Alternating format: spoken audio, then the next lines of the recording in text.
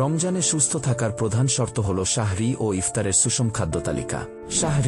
সাহরি কখনো বাদ দেবেন না এবং এটি যতটা সম্ভব দেরিতে খাওয়া সুন্নত। সাহরিতে কমপ্লেক্স কার্বোহাইড্রেট বা জটিল শর্করা যেমন লাল আটার রুটি, ব্রাউন রাইস বা ওটস রাখা উচিত।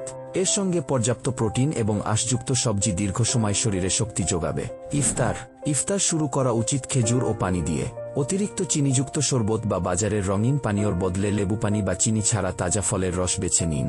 ভাজাপোড়া যেমন বেগুনি, পেঁয়াজু বা আলুর চপ পরিপাকতন্ত্রে প্রদাহ সৃষ্টি করে, তাই এগুলো কমিয়ে সালাদ ও ফল বেশি খান।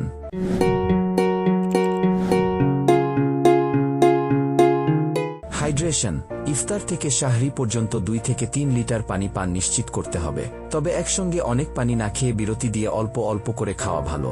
ক্যাফেইন জাতীয় পানীয় কম পান করা উচিত, কারণ এগুলো শরীরে পানি শূন্যতা তৈরি করতে পারে।